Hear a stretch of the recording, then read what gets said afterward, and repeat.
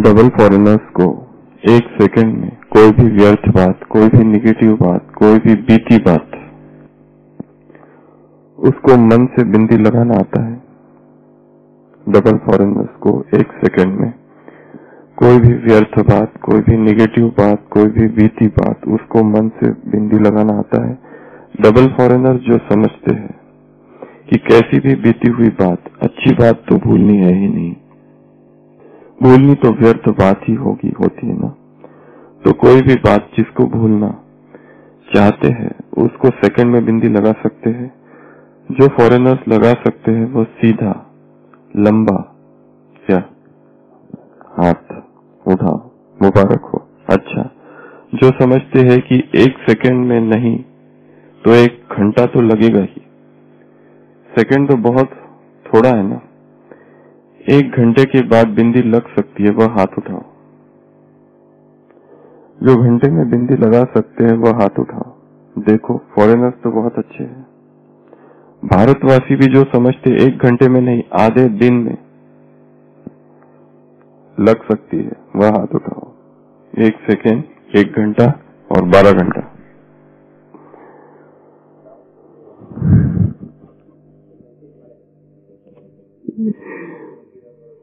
कोई ने उठाया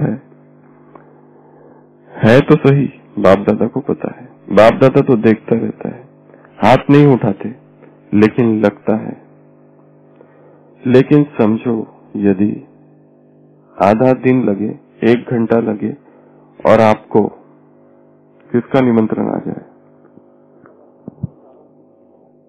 ऊपर वाले का। और किसका निमंत्रण आ जाए? काल का। और किसका निमंत्रण आ जाए? धर्मराज का। और किसका निमंत्रण आ जाए? हाँ, सेवा का निमंत्रण। अच्छा, उसमें तो कर सकते हैं सेवा, व्यर्थ संकल्प सहित। सेवा में क्या चाहिए? और बिंदी। लेकिन समझो आधा घंटा लगे, एक घंटा लगे और आपको निमंत्रण आ जाए तो किसका निमंत्रण? घर चलने का। और विनाश को भी निमंत्रण देकर आता है क्या? लेकिन समझो आधा दिन लगे, आधा घंटा लगे और आपको एडवांस पार्टी का निमंत्रण आ जाए तो ऐसा शायद कहीं और नहीं कहा है बाबा ने, एडवांस पार्टी का निमंत्रण। तो क्या रिजल्ट होगी? अंत मते सो गति क्या होगी? समझदार तो होना, इसलिए अपनी मनसा को बिजी रखेंगे ना, मनसा सेवा का टाइम टेबल बनाएंगे अपना, तो बिंदी लगाने की आवश्यकता नहीं पड़ेगी, बस होंगे ही बिंदी स्वरूप। इसलिए अभी अपने मन का टाइम टेबल क्या करो? फिक्स करो। और क्या करो? सेट करो। और क्या करो? राहुल भाई, मन का टाइम टेबल क्या करो? सेट कर दो, फिक्स कर दो। और क्या कर दो? बना दो। और क्या करो? चेक करो। और क्या करो? Check, fix, note. बाबा कह रहे अपने मन का टाइम टेबल फिक्स करो। मन को सदा बिजी रखो, खाली नहीं रखो, फिर मेहनत करनी पड़ती है। ऊंचे ते ऊंचे भगवान के बच्चे हो, ऊंचे ते ऊंचे भगवान के बच्चे हो तो, ऊंचे ते ऊंचे भगवान के बच्चे हो तो, काम भी ऊंचा तो, लक्ष्य भी ऊंचा तो, पुरुषार्थ भी ऊंचा तो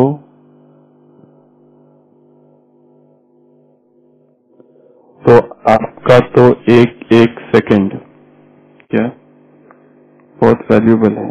और तो आपका एक एक सेकंड का टाइम टेबल फिक्स होना चाहिए।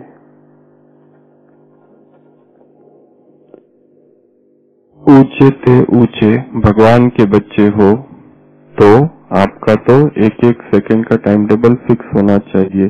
क्यों नहीं बिंदी लगती? उसका कारण क्या? ब्रेक पावरफुल नहीं है, शक्तियों का स्टॉक जमा नहीं है, इसके लिए सेकंड में स्टॉप नहीं कर सकते। अव्यक्त मुरली है ये 28 मार्च की 2002 की। क्या सुना?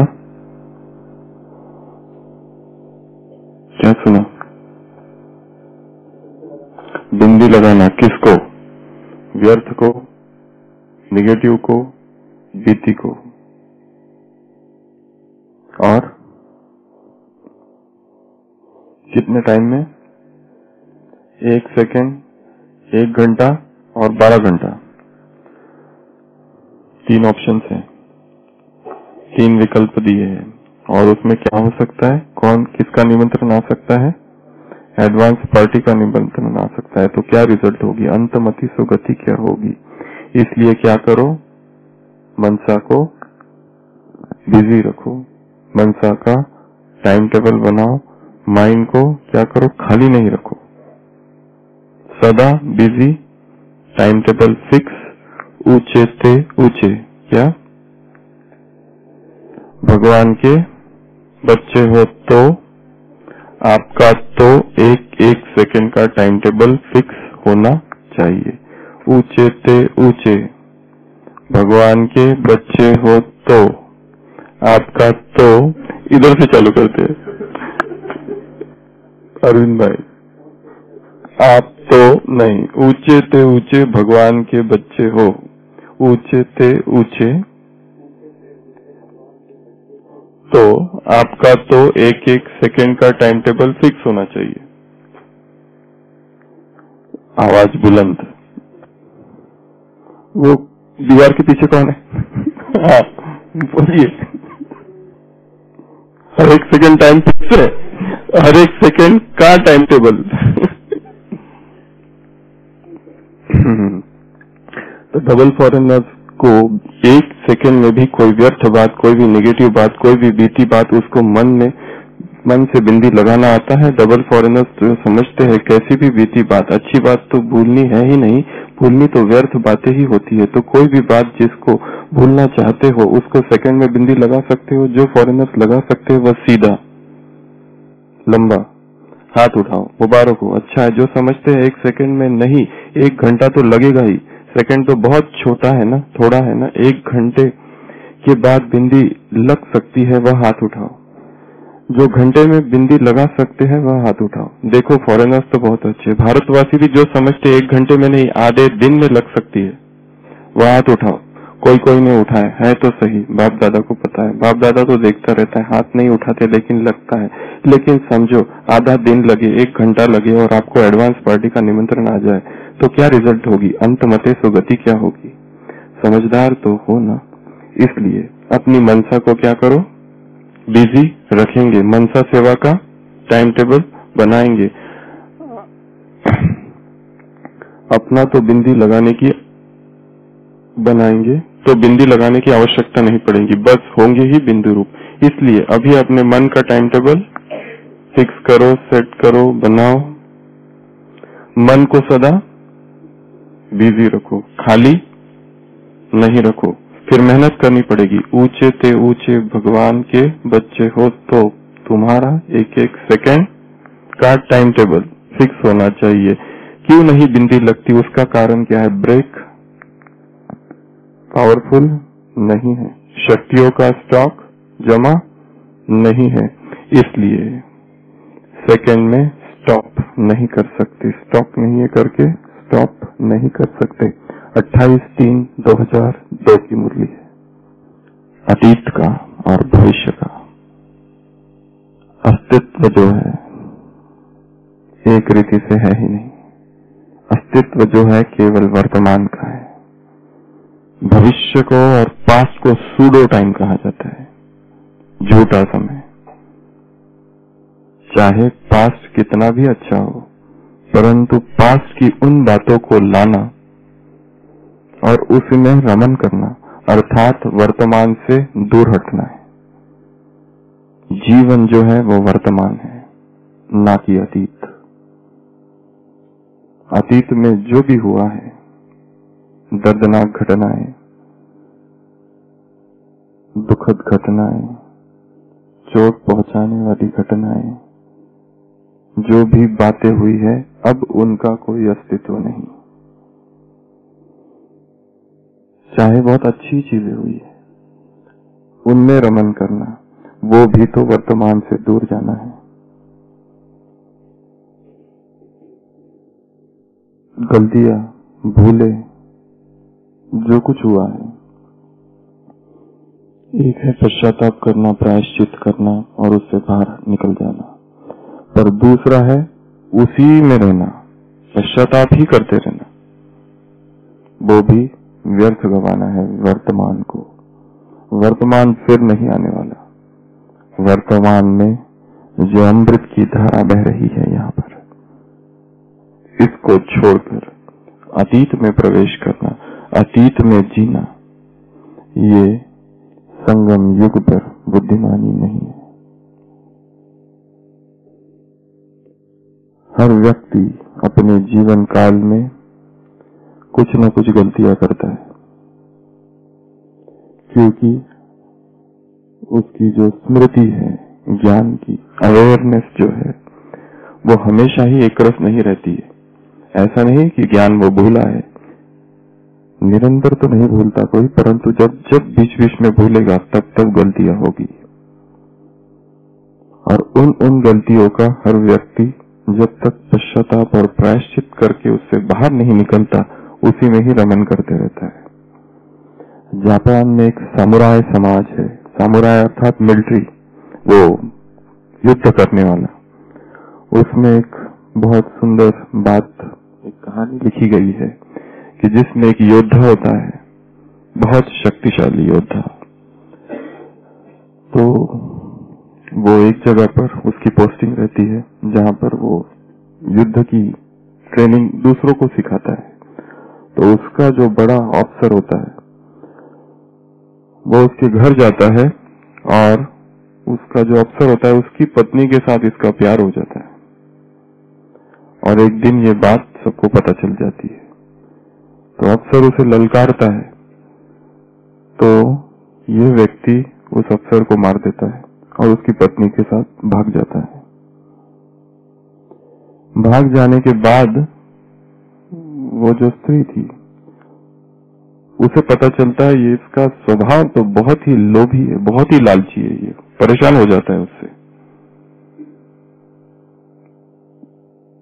पहले तो उसे पता नहीं था, पहले तो केवल दैहिक आकर्षण था, परंतु अब स्वभाव का पता चलता है और इतना त्रस्त हो जाता है उससे, इतना परेशान हो जाता है, क्योंकि इसकी लालच का कोई ठिकाना ही नहीं, कोई हद ही नहीं, इतनी वो लालची स्त्री रहती है। तो आखिर एक दिन परेशान हो जाता है और सोचता है मैंने ये क्या पाप कर दिया, इस स्त्री के लिए मैंने किसी को मार दिया, और एक दिन उस स्त्री को छोड़कर चला जाता है। सोचता है अभी जीवन भर पश्चाताप करूंगा, ये मेरे से क्या गलती हो गई। संन्यास धारण करता है, अकेला ही, कोई गुरु से मिलता नहीं, भिक्षा मांगते हुए जीवन व्यतीत करता है। और इस तरह जब जीवन यापन करते रहता है, तब उसके मन में आता है क्या करूं मैं, जो मेरे हाथों से जो पाप हुआ है उससे मुझे मुक्ति मिले। जीवन में जो कुछ अतीत था उसके, वही घूमते रहता है, बस घूमते ही रहता है उसके मन में। तो एक बार पहुंचता है एक चट्टान में, उसका नाम भी है झेंकाई, उस फकीर, उस व्यक्ति का नाम था, सत्य घटना है। और एक जगह पहुंचता है, शायद एडो करके एक जगह है जापान में, वहां पर देखता है एक बहुत बड़ी चट्टान है और वो बहुत खतरनाक है, यात्रियों के लिए बहुत मुश्किल है वहां से जाना।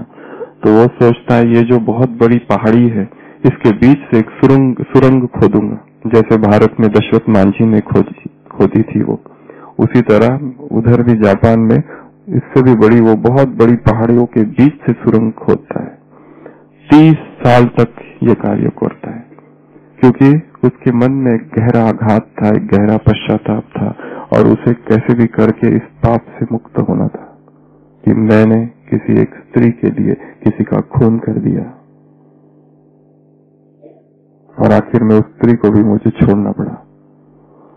तो 30 साल तक वो सुरंग खोदते रहता, दिन भर भिक्षा मांगना, क्योंकि वो एक सन्यासी जैसा ही हो जाता है, और रात में छन्नी और हथौड़ा लेकर सुरंग खोदना अपने पापों का शमन करने के लिए।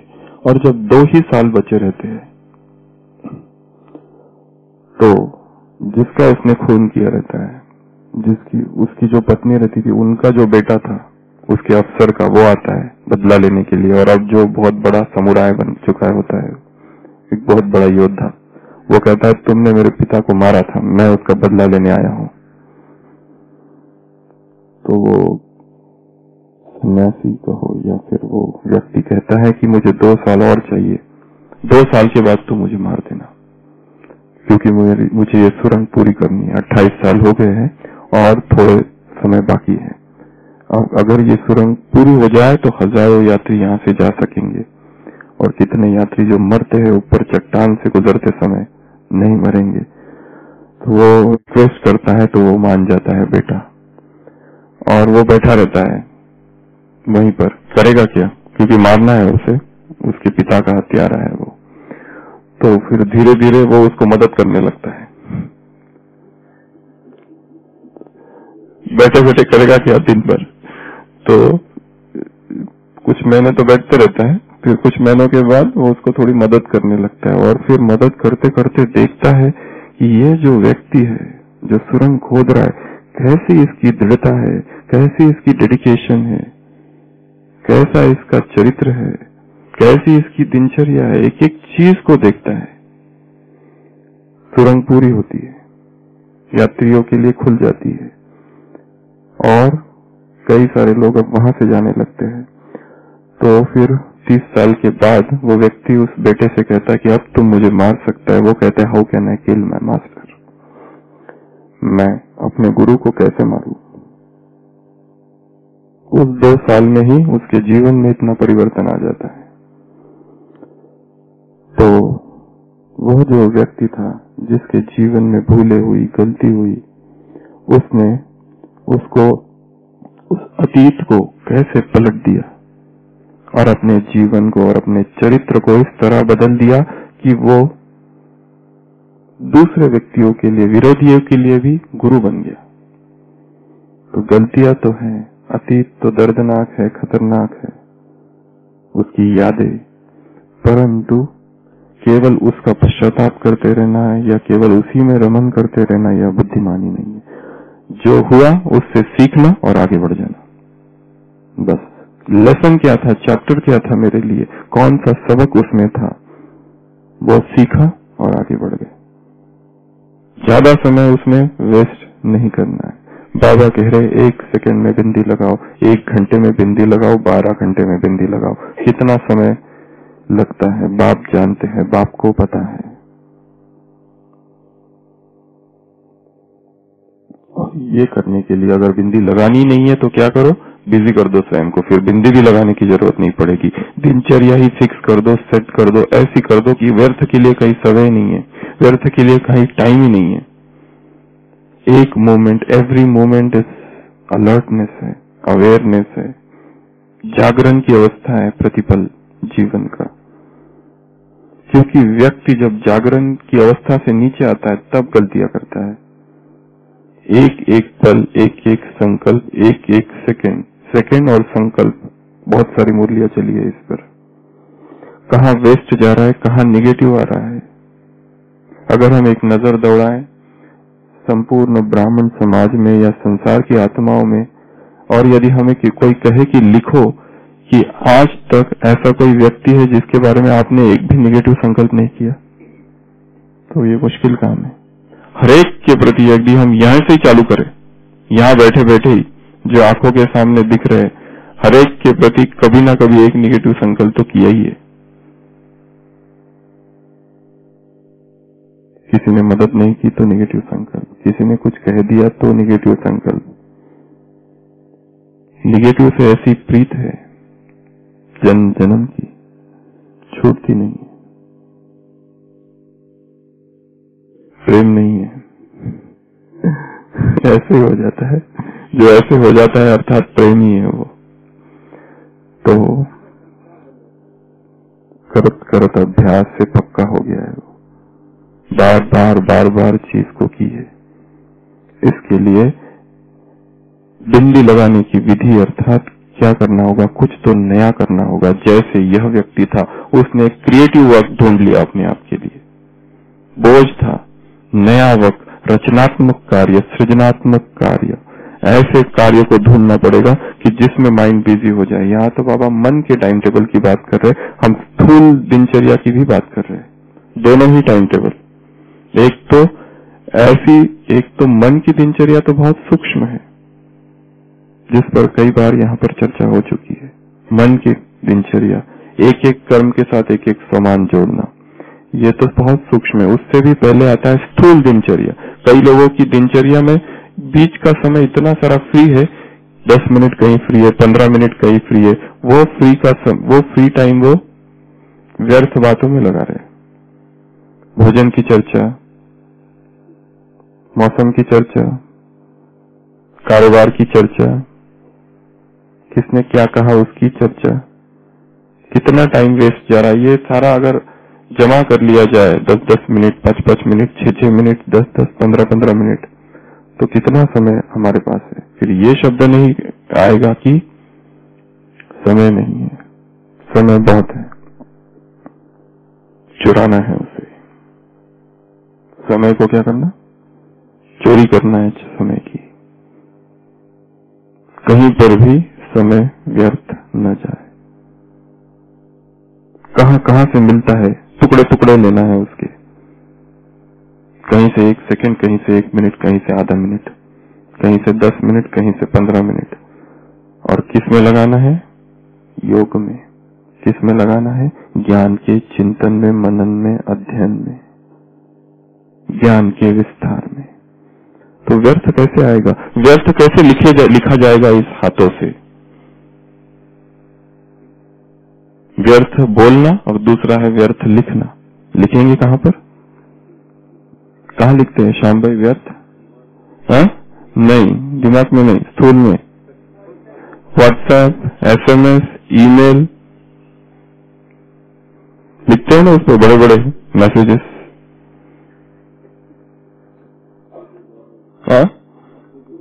हैप्पी गुड मॉर्निंग, वो तो चलो रिटर्न बने हुए रहते। टाइपिंग जितना बड़ा मैसेज समझ लेना उसमें उतना ज्यादा व्यर्थ है।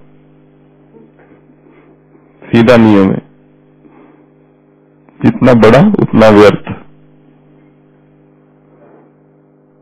सत्य की एक चिंगारी काफी है, सत्य की एक किरण काफी है अंधकार को नष्ट करने के लिए, विस्तार की आवश्यकता नहीं है।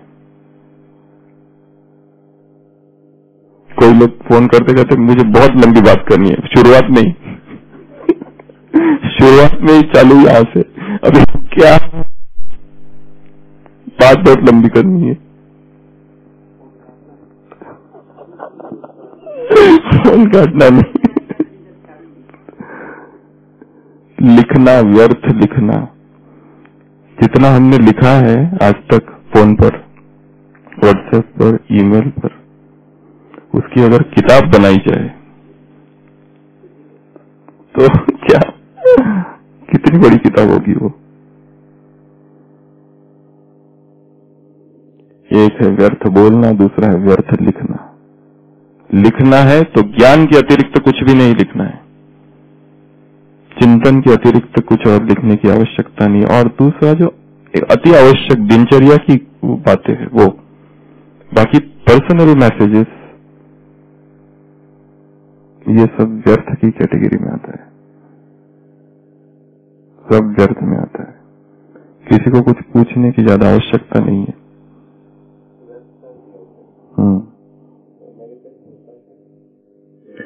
नहीं होता। एक व्यक्ति ने, एक विचारक ने बहुत सुंदर बात कही है कि मैंने उन सभी शब्दों के लिए पश्चाताप किया है जो मैंने बोल दिए, उन शब्दों के लिए कभी पश्चाताप नहीं किए वो जो मन में आया पर मैंने बोले नहीं। मन में जो संकल्प आते हैं वो क्षणिक होते हैं, तुरंत उसको SMS का रूप देने की आवश्यकता नहीं है। उनको अवतारित नहीं करो धरती पर, वो तुरंत उसको रूप दिया, साकार मूर्त रूप दे दिया, तो वो परमानेंट हो जाते हैं। आए चाहे कितने भी डिस्टर्बेंस करने वाले संकल्प हो, साकार मूर्तियों में आता है, कर्म में ना आए। मन में आ रहे हैं, आने दो, थोड़ी देर के बाद चले जाएंगे। तीव्र वासना, तीव्र क्रोध, तीव्र आवेग, तीव्र कुछ करने की इच्छा, तीव्र किसी से बात करने की इच्छा, अभी की अभी बात करके अभी की अभी बतानी है बात, जरूरी नहीं है। अर्जुन कुछ भी नहीं है संसार में, अभी की अभी बताए, अभी की अभी किसी की गलती पता चल गई, अभी की अभी किसी को सुनाई जाए। जब तक सुनाते नहीं बेचैनी रहती है। नई बात पता चल गई, ये यहां ये हो रहा है, किसको सुनाऊं? ये जो आवेग है, ये सारे जो आवेग है, ये व्यर्थ को जन्म देते हैं, निगेटिव को जन्म देते हैं। दूसरा है तुरंत उत्तर देना चीजों का, बिना सोचे।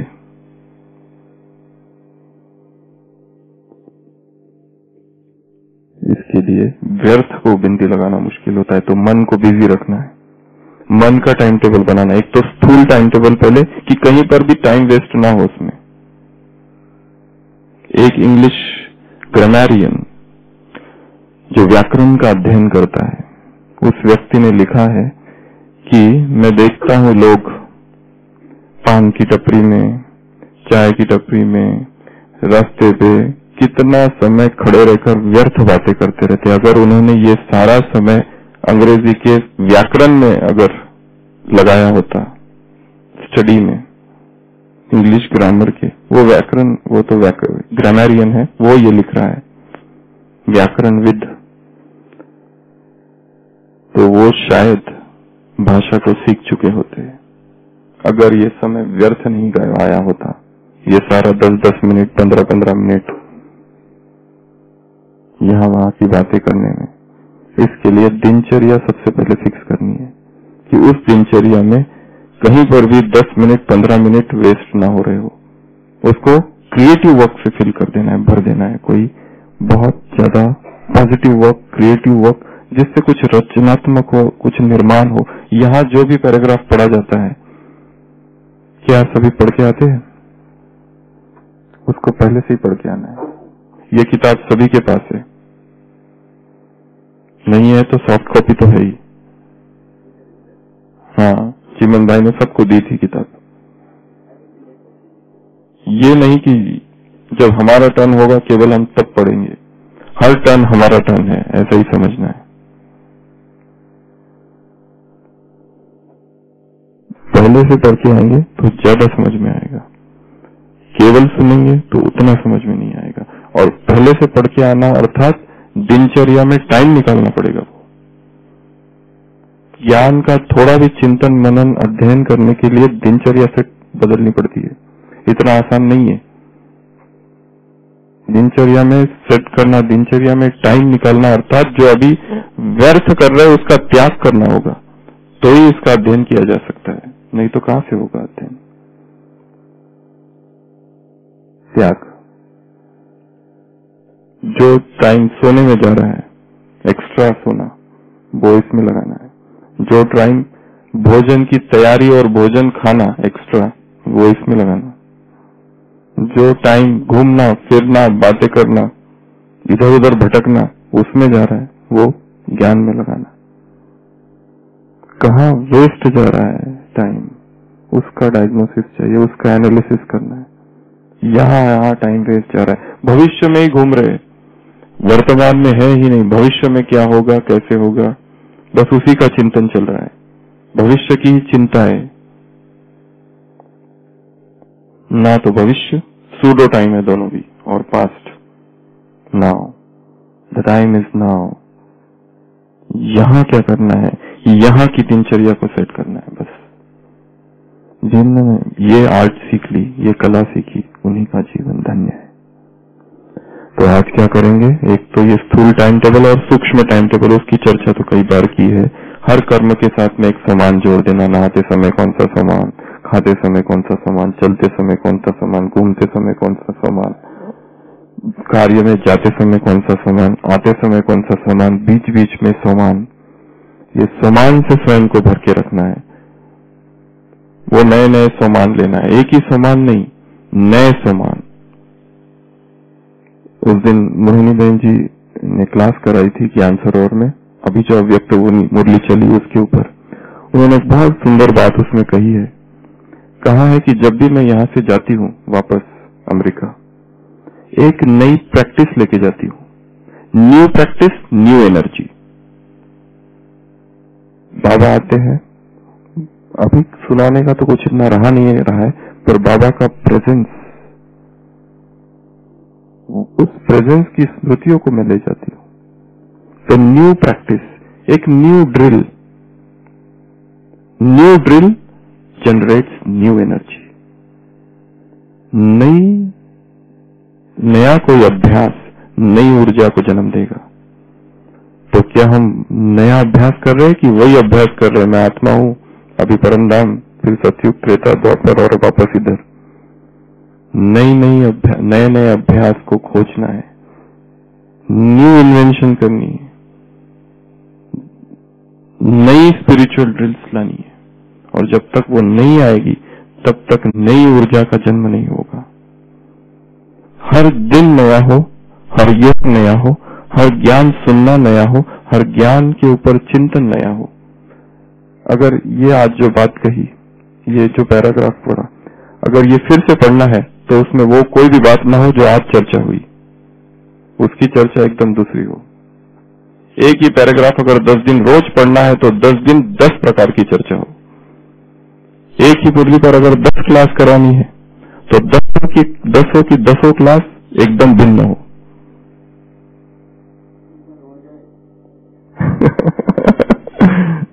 तो हर एक का चिंतन नया लाना है, नवीनता। जब तक नवीनता नहीं है जीवन मृत है, मुर्दा है। तो नव चिंतन, नव अध्ययन, नव शब्द भी नए हो, न्यूलॉजिज्म, सब कुछ नया हो, नव भावना, नव क्या युवा। ओम शांति।